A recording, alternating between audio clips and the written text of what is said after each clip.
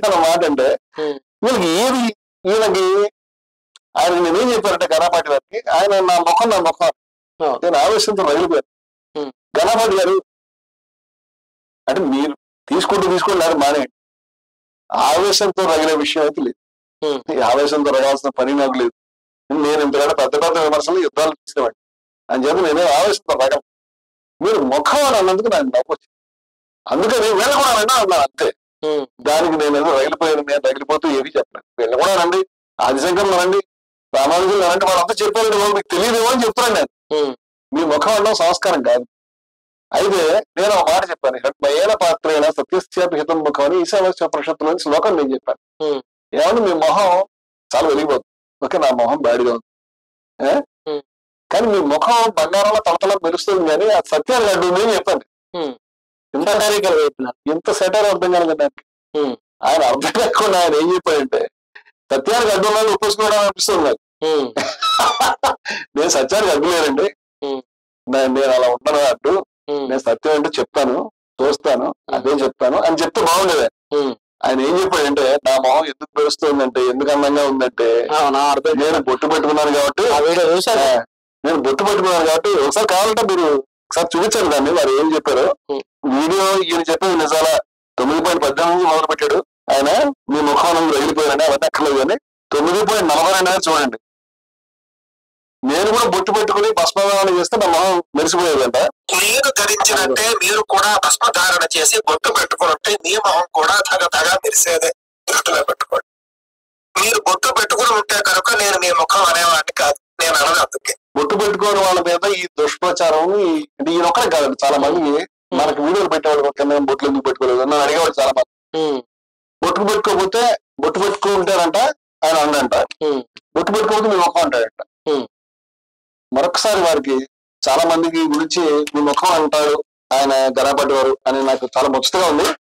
వారాయన నన్ను రగిలిపోయారంటే ఓకే బొట్టు పెట్టుకోనందుకు మిమ్మల్ని మీ మొహం అన్నాడు. నేను బొట్టు పెట్టుకుని ఉంటే మిమ్మల్ని అనకు, అంటే బొట్టుకు హిందూ మతంలో బొట్టు ఖచ్చితంగా పెట్టుకోవాలి, నిజంగా వంటిది వ్యవహారం. హిందూ మతంలో బీజేపీ పార్టీలో కూడా కింది స్థాయి నాయకులు చాలా మంది బొట్లు పెట్టుకుని ఆవేశంతో రగిలిపోతున్నారు. ఇది చాలా ఇంపార్టెంట్ కాంపోనెంట్ అనేది వచ్చారు. నేను కొన్ని ఫొటోస్ చూస్తానండి, మీరు ఎవరు తెలుసా అండి? రమణ మహర్షి, రమణ మహర్షి అంటారు. వారి ముఖంలో మీకు బొట్టు కనిపిస్తుందండి? లేదా? రైట్. వారిని ఏమైనా అంటావా మనం? అనకూడదు కూడా. అలాగే హిందువులు ఎంత గౌరవిస్తారండి, ఆయన భగవంతుడు గౌరవిస్తారు. వీరు బాలసాహెబ్ దేవరస్ గారు ఓకే, ఆర్ఎస్ఎస్ యొక్క సంఘచాలక్. వారిని ఏమంటారు నాకు జాతి గర్వించదగ్గ గొప్ప హీరో సుభాష్ చంద్రబోస్. నెత్తురు బొట్టు దాకా ప్రాణం అర్పించేదాకా దేశం గురించి తప్పించి పోరాడినటువంటి వ్యక్తి. ఆయన పద్ధతులతో ఎవరైనా విభేదించవచ్చు, ఆయన కృష్ణుని ఎవాల్యుయేట్ చేయొచ్చు, కానీ ఆయన దేశభక్తిని ఎవరు శంకించలేరు. మహా దేశభక్తుడు, ప్రిన్స్ ఆఫ్ పేట్రియట్స్ ఉన్నారు గాంధీ గారు. గాంధీ గారిని ఆయన జాతిపిత, ఆయన చేత వీళ్ళు ఏమంటారు సుభాష్ చంద్రబోస్ గారు పొట్టలేదు. అలాగే మనిషి అందరూ తెలుసు. వల్లభాయ్ పటేల్ గారు 130 అడుగులు 150 అడుగులు అంత విగ్రహం పెట్టారు ఈ ప్రభుత్వం వారు కూడా. ఇప్పుడు ఈయన చాలా ముఖ్య నాయకుడు, మిగతా వాళ్ళు కావాలని వచ్చారు. ఆయన గొప్ప నాయకుడు, మహానాయకుడు. ఆయన కూడా మహానాయకుడు అని ఎవరో ఉన్నారు, వాళ్ళ గురించి నేను ఎప్పుడు చాలా చెప్తాను. కానీ ఆయన బొట్టు కనిపిస్తుందా? ఆ చర్చ మనం మాట్లాడదాం. ఎవరి ముఖానికి వీరు భయపడుతూ ఉన్నారో, ఎవరి పేరు చెప్పడానికి గదగదలాడుతున్నారో, వారి పేరు కూడా దిగి తప్పించుకున్నారో, వారికి బొట్టు ఉన్నారో అడుగుతున్నాను నేను. సావర్కర్ భస్మధారణ బొట్టు ఉన్నాయండి, వాళ్ళు నన్ను ఎక్కిరిస్తారా? వాళ్ళ ఆరాధ్య కనీసం దీని గురించే ఎక్కవచ్చండి ఘనపాటి వారు. చూడండి వాళ్ళ ఆ గోల్వాల్కర్ నాకు తెలియదని చరణ్ గారు అన్నారు. అందుచేత నేను ఆయన ఆరోపణ చేసిన తర్వాత మాట్లాడదాం. గోల్వాల్కర్ యొక్క పుస్తకాన్ని బట్టి వీరికి ఈ రకమైన ఆవేశం వస్తుందని నేను అనుకుంటున్నాను. రైట్, మీరు కూడా తెలుసు కదండి వాళ్ళ గురించి. నేను వీలైనంత వరకు ఫోటోగ్రాఫ్స్ తీసానండి, పెయింటింగ్స్ కాదు, ఎవరో చిత్రకారులు ఎవరు కాదు, నిజమైన ఫోటోగ్రాఫ్స్ దొరికి వెళ్తాను. పేరు చెప్పాడు సార్ మా ప్రేక్షకులు. డాక్టర్ కేశవరావు బలిరామ్ హెడ్గేవార్ అనేటువంటి ఆర్ఎస్ఎస్ యొక్క సంస్థాపకులు. డాక్టర్ జీ ఏ బొట్టు లేదు. ఇప్పుడు మామూలు మన బండి సైజు దగ్గర నుంచి పైనాయకుడు దాకా బొట్లు పెట్టుకుంటున్నారు కిషన్ రెడ్డి గారు అందరూ కూడా.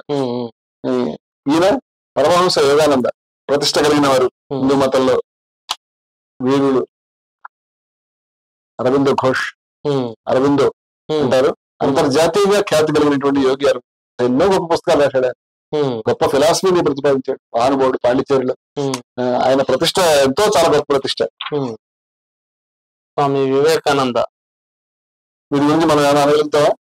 ఆకాశవంత సమున్నతమైనటువంటి ఖ్యాతి హిందూ మతాన్ని తీసుకొచ్చినటువంటి వ్యక్తి ఇప్పుడు కనిపించుంటే కనుక నీకు భస్మదానం లేదు, నీకు బొట్టు పెట్టుకోలేదు, నీ ముఖం అంటారని అనేలా ఉన్నారు. మీరు నవ్వుతున్నారండి ఎందుకు నాకు అందరికీ తెలుసు. ఇవాళ రేపు అన్ని పేపర్లోనూ మొట్టమొదటి పేజీలో చాలాసార్లు కనిపిస్తారు కాబట్టి అమిత్ షా గారు, హోంమంత్రి అమిత్ షా గారు, రైట్. మీరు స్వామి రంగనాథానంద భారతరత్న ఆఫర్ చేస్తారు. రామకృష్ణ మిషన్ కి చాలా గొప్ప, వారు చాలా కాలం దాని అధినేతగా ఉన్నారు. వారు నాకు చాలా గొప్ప స్ఫూర్తి. చాలా గొప్ప పుస్తకాలు రాశారు, ఉపనిషత్తుల మీద, వేదాల మీద, భగవద్గీత మీద చాలా గొప్ప ప్రసంగాలు చేసినటువంటి వివేకానందుడి తర్వాత పరంపరలో వచ్చినటువంటి ఒక మహానుభావుడు. రంగనాథానంద గారు భారతరత్న ఆఫర్ చేస్తే నాకు ఎందుకు ఇస్తారా? వ్యక్తిగా నేను చేసింది ఏమి లేదు, ఏమైనా ఇస్తే రామకృష్ణ మిషన్ ఇవ్వండి, మేము వ్యక్తులు ఏమి తీసుకోవాలన్నంత గొప్ప మహోదాతుడు. మీకు ఆయన కనిపిస్తుందండి? భస్మధారణ బొట్టు లేదండి. మీరు నలకడ దయచ్చు ముఖం నలకడని కోరుతున్నాను నేను. అటల్ బిహారీ వాజ్పేయి, అటల్ బిహారీ వాజ్పేయి గారు కవిను అది చాలా చెప్తారు. మేము ధృతరాష్ట్ర చక్రవర్తిని పుస్తకం వేసాం. నేను ఇప్పుడు కూడా ధృతరాష్ట్ర చక్రవర్తిగానే భావిస్తాను. మరి మీరు వారికి దైవం కవి నాకు తెలియదు. బొట్టు అయితే లేదు. ప్రపంచ ప్రఖ్యాత ఫిలాసఫర్, గ్రేటెస్ట్ మ్యాన్, మన తెలుగు వాడి వ్యక్తి, ఆయన ప్రపంచాన్ని దిగ్భ్రాంతి పరిచినటువంటి వ్యక్తి. Truth is a pathless land, సత్యం అనేది రహదారి లేని సీమ అని చెప్పినటువంటి మహానుభావుడు గొప్ప ఫిలాసఫర్ ఆయన జిడ్డు కృష్ణమూర్తి. కాళోజీ నారాయణరావు గారు మన తెలంగాణలో అరంగంలో ఇప్పుడు ఆయన కళాభవన్ ఆయన పేరు మీద పెద్ద ఆడిటోరియం కడుతున్నారు. తెలంగాణ అందరికీ కూడా ఆరాధ్యుడైనటువంటి వ్యక్తి. మహేష్ యోగి, ఈయన చాలా సుప్రసిద్ధుడు.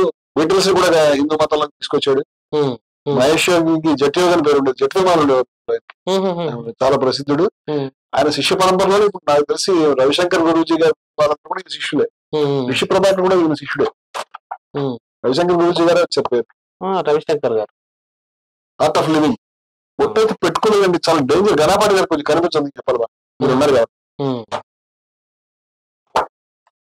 సుదర్శన్ గారు ఆర్ఎస్ఎస్ యొక్క ఒక సంఘచాలకు బొట్టయితే పెట్టుకోలేదు. మరి ఏమైనా అంటారు మిమ్మల్ని కూర్చోబడాలి. రజ్జుభయ్య వీరొక సరసంఘ చాలకు, ఆర్ఎస్ఎస్ సరసంఘ చాలకులు మరి ఈ మధ్య పెట్టుకుంటారు. గతంలో అంత పెట్టుకుంటే కనిపించట్లేదు, రైట్. ది గ్రేట్ సద్గురు ఇప్పుడు హిందూ మతంలో అత్యంత చాలా పాపులారిటీ ఉన్నటువంటి లీడర్ గా ఇవాల్వ్ అయ్యాడు, స్పిరిచువల్ లీడర్ గాను సద్గురు అని. నాలాంటి వాళ్ళకి అంగీకరించలేదు ఆయన చెప్పే విషయాల్ని. ప్రధానమంత్రి మోదీ సైతం వెళ్ళి ఆయన ఆది యోగి పేరు పెట్టి ఆయన చేసినటువంటి ఆ విగ్రహాన్ని ఆవిష్కరిస్తారు. ప్రతి ఏడాది అక్కడ మేళ జరుగుతుంది, మహాశివరాత్రికి. అది చాలా గొప్పగా జరుగుతుంది. ఆయనదో స్కూల్ అని నేను తీసుకుంటాను, కానీ ఆయనే సర్వస్వం నేనేం తీసుకోవట్లేదు. కానీ ఆయనకి మంచి టర్మ్సే ఉన్నాయి వాళ్ళ కేంద్ర ప్రభుత్వానికి, ఇప్పుడు ఉన్నటువంటి పెద్ద మనుషులకు కూడా. ఆయన బొట్టయితే కనిపించట్లేదు, బొట్టయితే పెట్టుకోలేదు అంటే నేను కూడా మీ ముఖం అని అనాలి. వేలంగా నీ దగ్గర అక్కడ ఆయన ఆశ్రమం ఉంది, కనపాటి వారు అక్కడ వెళ్ళి అంటారో లేకపోతే ఈయన మనకు కనిపించినప్పుడు వెళ్ళి అంటారో తెలియదు, లేకపోతే వీడియో పెడతారు. పెట్టగానే కొంచెం వీళ్ళందరూ వదిలేయడం నేను రిక్వెస్ట్ చేస్తాను. వీళ్ళందరూ ఏమైనా గబుక్కులు ఏమైనా అంటే కేసులు కూడా అవుతాయి. వాళ్ళ అంత అనుకూలంగా ఏమి లేదు, ఎందుకంటే ఏమి లేకుండా దైవం చెట్టు పరిస్థితి. ఏమైనా అంటే బొట్టు లేదు, నీ ముఖం అంటాను, భస్మదానం లేదు, నువ్వు హిందువు కాదు అని చెప్పంటే గొడవ అయిపోతుందేమో నాకు తెలియదు. మోడీ మీకు చెప్పకండి, ఏమి లేకుండానే మోడీని మర్డర్ చేయబోరని ఒక కేసు పెట్టి ఇప్పటిదాకా కూడా అనేక మంది సతాయిస్తున్నారు. ఏమైనా చేయగలుగుతారు ఘటనాఘటన సమర్థులు. కాబట్టి దయచేసి ఈయన మాత్రం అనకండి ప్లీజ్, ఎందుకంటే గణపాటి గారు మంచి మనకు వద్దు ఏం జోలికి వెళ్తాం. అందుకని కనీసం మనం ఆపుదాం. ఇలా మనం చెప్తే ఈ వీడియో అంతా మనం చూపించుకుంటూ వెళ్ళొచ్చు, ఫోటోలు అంత ముద్ర ఫోటోలు వస్తాయి. ఈ బొట్టుకోవాలంటే సబ్జెక్ట్ లేదా, సబ్జెక్ట్ లేదా బొట్టు ఏమిటి? వారు ఇంకోటి ఏంటి, వేదాల గురించి ప్రస్తావిస్తే వేదాల ప్రవచనం చెప్తే ఖచ్చితంగా బొట్టు ఉండాలని అలాంటిది. కానీ వేద ప్రవచనం నేను చేయలేదు, నేను వేద ప్రవచనం చేశాను. వేదంలో ఒక సూక్తం మీద ఇలా ఉంది అని అభిప్రాయం చెప్పారు, లేకపోతే అది తీసుకొచ్చి చూపించారు. దాంట్లో ఒక వాదాన్ని వినిపిస్తుందండి. వేద ప్రవచనం చేస్తూ సూక్తాలను దాని అర్థాలు చెప్పుకుంటూ నేను తిరగలేదు. అందుచేత వేద ప్రవచనం అనే అర్థంలో నేను రాదు. వాళ్ళ వారి అర్థాలు అనుంటే దట్ ఈస్ వెరీ సిల్లీ. రెండోది అవతల వాళ్ళకి బొట్టు తెలియదు, వాళ్ళు చాలా కట్టుకున్న వాళ్ళు గడ్డ పెంచుకున్నారా ఎదురుపెట్టి సబ్జెక్ట్ మాట్లాడచ్చు, విమర్శించవచ్చు. ఆ విమర్శలో తప్పులు ఉంటే తప్పకుండా తీసుకున్నాం, దానికి దిద్దుకుంటాం అని చెప్తున్నాం. దిద్దుకుంటాం, పొరపాటు అయింది, నేర్చుకుంటాం. మీ దగ్గర కళాపాటి వారి దగ్గర, చాగంటి వారి దగ్గర వారేమో యూనివర్సిటీ స్థాపించారు, మీరేమో వేద పండితులు. కొంచెం మాకు నేర్పే ప్రయత్నం చేయకుండా ఎందుకంటే వాళ్ళంతా కూడా ఎంతసేపు బొట్ల మీద, గడ్డం మీద, మరి దేని మీద, తమ్నైల్స్ మీద, స్పెల్లింగ్ మీద కూర్చొని వీడియోలు చేయకపోతే వేరే పని చేయలేరా? ఈ సబ్జెక్ట్ మీద రావచ్చు కదా నేను చెప్తాను. సరే మనం మా సబ్జెక్ట్ మీద లాజిక్ కూడా అర్థం కలదండి. గణపతి గారు ఒక విషయం చెప్తాం అనుకున్నాను, రావణాసుడు కూడా చేతులు ఎత్తుకు వెళ్ళే ముందు బొట్టు పెట్టుకోవడం నాకు అనుమానం. చూసి బొట్లు చూసి మోసపోకండి గణపతి గారు. బొట్టు చూసి, కాషాయ రంగు చూసి మరేం చేస్తారు, రకరకాల బాబాలు రకరకాల లీలలు చేస్తున్నారు. మీరు బొట్టు కడుపు దగ్గర వాళ్ళని చూసి దండ పట్టుకుని రాకండి. బొట్టు దగ్గర ఆనందం ఏమి లేదు. ఆయన దాని ఏమంటారు, రాజశేఖర్లు 10 రోజుల్లో చాలా చక్కగా రాశాడు విషయాలు. సరే మన డివిషన్ మనకి ఎందుకులేండి.